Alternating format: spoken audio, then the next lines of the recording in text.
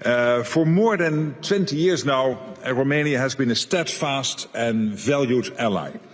You host the French-led NATO Forward Land Forces, strengthening our deterrence and defence posture on our eastern flank. Next week, as part of the Dacian exercise, NATO will exercise scaling the presence from a battalion to a brigade. Romania provides important leadership in the context of the Black Sea region. You already mentioned it, which is, can I stress this, of strategic importance to the whole of the alliance. NATO also highly values Romania's, Bulgaria's and Turkey's efforts in this Black Sea region to expand demining and patrols. You contribute to NATO missions in Kosovo and Iraq, contributing to peace and stability beyond your borders. And you are a strong supporter of Ukraine as they defend against Russian aggression and pursue peace. Romania understands the importance of investing in defence, and you lead by example. You already spend more than 2% of your GDP on defence, with plans to increase to 3.5% by 2030. And an additional 1.5% of GDP is earmarked for defence and security-related investments.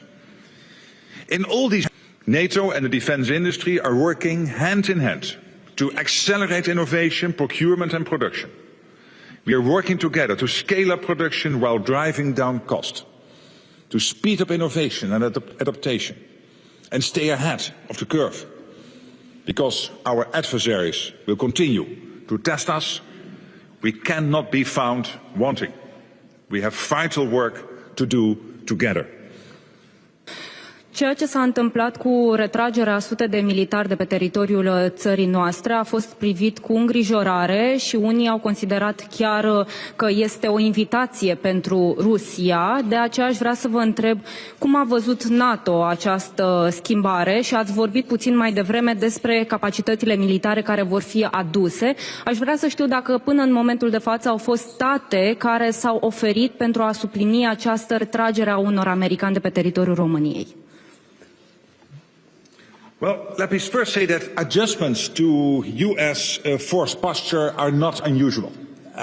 And even with this adjustment, the U.S. force posture in Europe remains larger than it has been for many years. There are still many more U.S. forces on the continent than before 2022, and you have seen the commitment by President Trump and his administration made very clear at the summit in The Hague of his total commitment to NATO and to our joint endeavours. And maybe focus a little bit on the two main subjects today, the forward land forces. But also, let me stress very much what the President said about the forward land forces. The fact that we are training here to scale them up from 1,500 to over 5,000 troops, so that we are able, whenever necessary, to immediately get all the troops in Romania needed to bring the forward land forces at the level where they can help to defend Romania. But let me add another thing, and this is the following.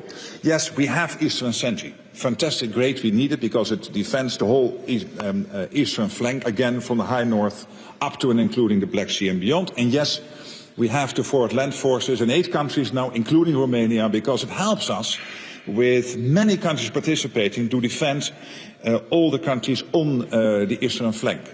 But this is not all.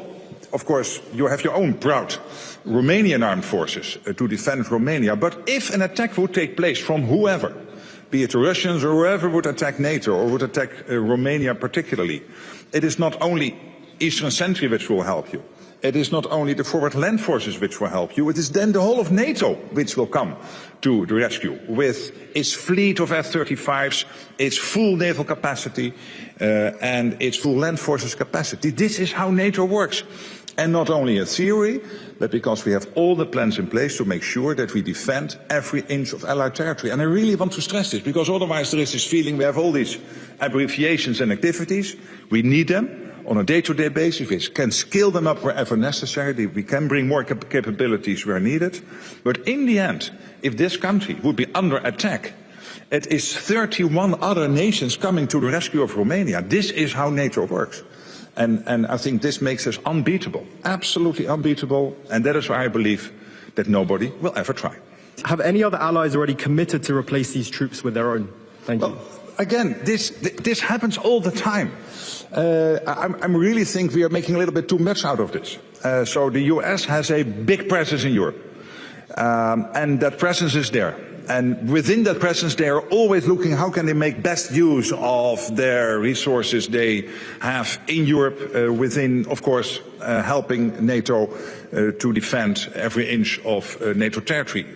These adjustments take place. Please don't read too much into that.